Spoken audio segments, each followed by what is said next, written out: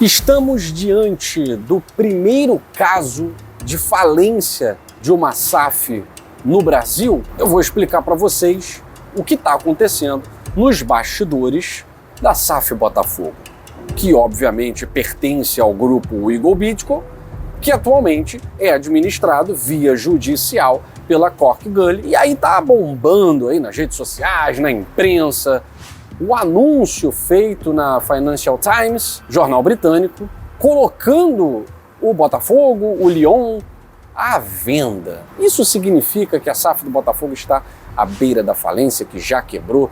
A gente vai falar sobre isso, esclarecendo as suas dúvidas depois da vinheta.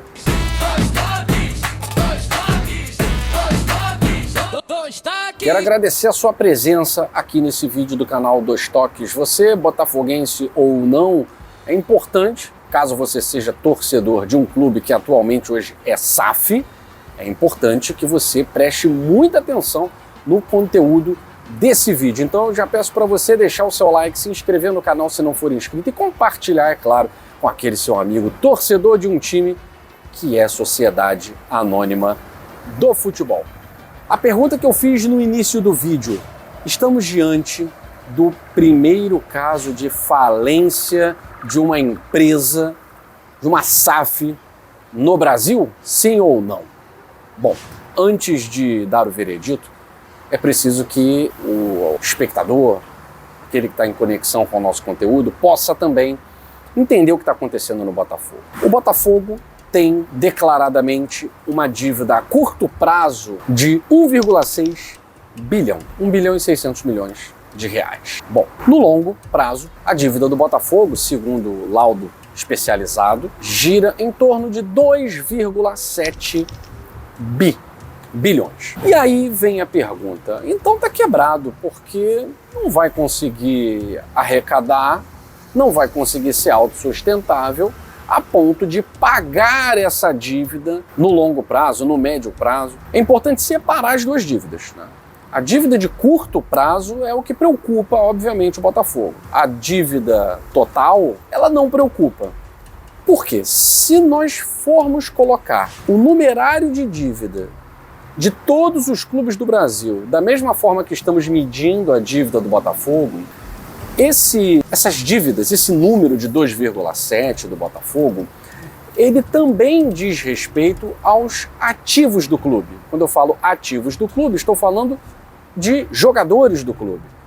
Então, toda a quantia que se tem de pagar até o final do contrato com determinados jogadores, tudo isso, juntando com as dívidas que não são ativos, né, que são dívidas mesmo, que estão mortas, têm que ser pagas, juntando dá 2,7 bilhões. Ou seja, se o Botafogo vender os seus ativos mais valiosos, ele obviamente vai conseguir abater uma parte dessa dívida. E aí, falando do 1,6 bilhão, essa dívida é preocupante, vale também destacar que o Botafogo tem, nesse mesmo laudo especializado, um valor a receber de aproximadamente 700 milhões. Então o Botafogo poderia, recebendo esse dinheiro que tem para receber da própria Eagle Bidco, o Botafogo teria uma dívida de curto prazo quase 1 bilhão, não chegaria nem a 1 bilhão. E aí existem meios como a recuperação judicial, enfim, venda de ativos, né? Existem outros meios. Quando você vende um ativo, vamos lá, o Danilo agora tem proposta do Zenit, da Rússia. O Danilo é um ativo caro. Ele é um ativo muito caro. O Botafogo vendendo esse ativo para o Zenit da Rússia, ele se desfaz de um grande jogador, mas ele também aniquila as dívidas posteriores.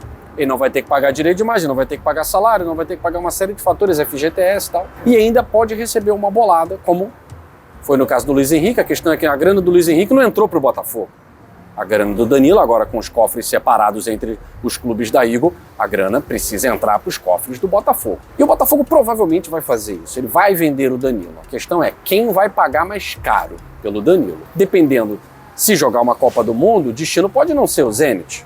O destino pode ser um grande clube europeu, um clube médio, de repente, da Premier League, enfim. E o Botafogo pode faturar e eliminar uma boa parte da dívida. Voltando à dívida de curto prazo, que é o que realmente preocupa: salário, FGTS, dívidas com jogadores que já não estão no clube, dívidas com clubes que negociaram jogadores, os casos de transfer ban, as parcelas do Thiago Almada, tudo isso acumula-se e faz com que o Botafogo tenha uma dívida de 1,6 bilhão para pagar num curto prazo, e é isso que está tirando o sono de quem faz a gestão do Botafogo hoje. Por que que nós estamos vendo na imprensa, né, Jorge Nicola e tal, falando no vídeo, é a primeira SAF a falir e tal? Porque o Textor parece ter batido no teto. O modelo de gestão do Textor, esse já bateu no teto, não existe mais. Não existe mais.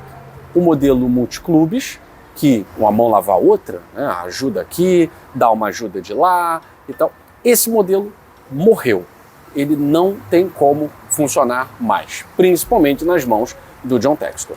Sem o modelo multiclubes, ficou realmente muito difícil para o Textor administrar dois caixas separados de dois clubes que vivem em situação muito complicada. O que vai acontecer agora?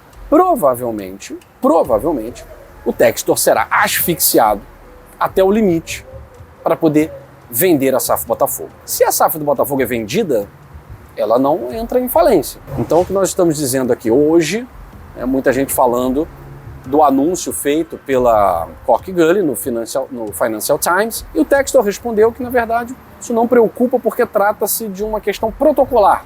O próprio Lyon também vai responder isso no seu perfil, porque o Lyon também foi colocado à venda, né? Que isso é uma obrigação legal da administradora judicial, colocar os clubes à venda para entender quais seriam as propostas. Então, por enquanto, por mais asfixiado que Textor esteja, ainda não é a falência da SAF Botafogo. Vale lembrar, existe uma administradora judicial que tem por obrigação sanar essa situação catastrófica em que vive a gestão do John Textor no Botafogo.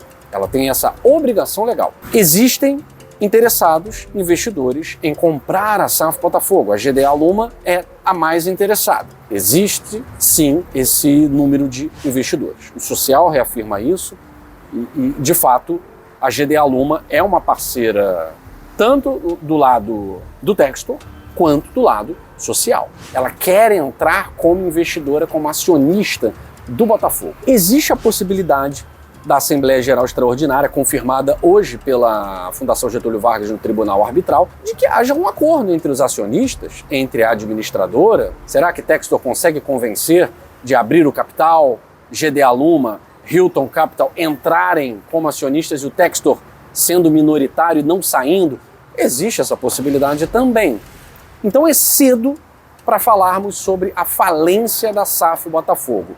Principalmente porque, para quem não entende o que está acontecendo, é muito simples lançar essa semente da falência total, já era, acabou e tal. Mas para quem acompanha o Botafogo hoje é o chamado ativo podre no mercado. O ativo podre não é aquele que já era, que faliu, não. O ativo podre é aquele que não consegue mais se sustentar e se reerguer com a atual gestão. A atual gestão está de mãos atadas, asfixiada, não tem para onde correr.